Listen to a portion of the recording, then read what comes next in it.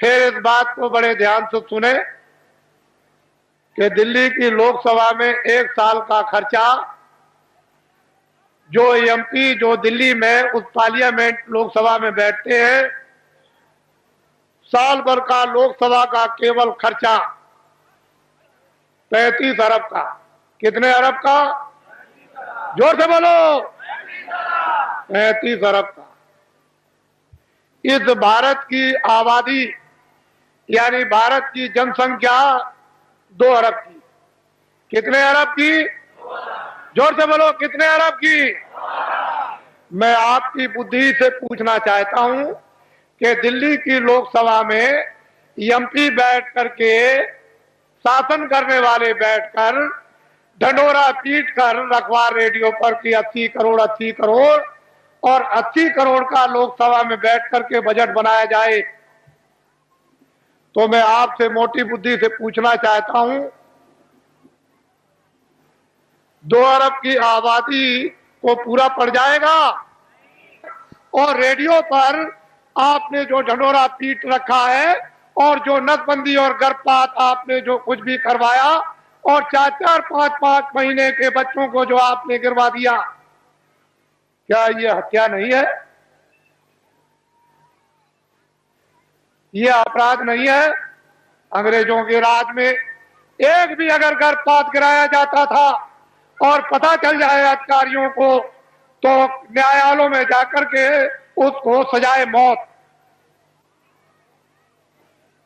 की सजा होती थी। अरे देशवासियों, क्या वो कोई कानून नहीं था? इतने आपने गर्भपात गिराए, इतनी नसबंदी कर्मचारी अधिकारियों की आपने इमरजेंसी में इनको पकड़कर सेठ साहूकारों को, इन देवियों को और बच्चों को पकड़कर आपने इतना बड़ा आपने जनसंख्या की कमी के लिए आपने जो काम किया, और इस समय पर 2 अरब की आबादी है। बोलिए आप फेल हो गए कि नहीं? बोलिए फेल हुए कि नहीं? हमने भी मेरठ देखा था 50 साल पहले, हमने भी दिल्ली 50 साल पहले देखी थी। एक मामूली सी दिल्ली थी, वो चांदनी चौक के इर्द गिर्द ही आबादी थी और बाकी दिल्ली में कुछ नहीं था। हमने अपने आंखों से देखा था। आज उस दिल्ली को देखिए तो एक जो दिल्ली से 30-40 मील की दूरी पर गांव भी होगा, वो भी शहर बच गया। हमने देखा। आपने सबसे पहले आपने प्रजातंत्र में ये शासन करने वालों ने अपराध किया है कि इस जनता प्रजातंत्र जनता के सामने आपने जनता की चोरी की, और ये अभी तक आपने नहीं बताया कि भारत की आबादी इतनी है। बोलिए अपराध है कि नहीं? बोलिए, है अपराध।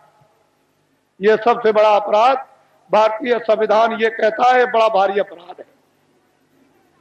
जनता की प्रजातंत्र में चोरी नहीं करनी चाहिए, और आपने क्यों चोरी करके रखा इसको मैं बताना नहीं चाहता।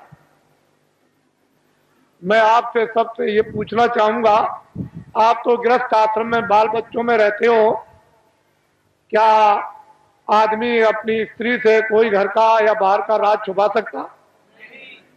कोई आपका गोपनीय भेद आपका यानी स्त्री से आप छुपा लेंगे?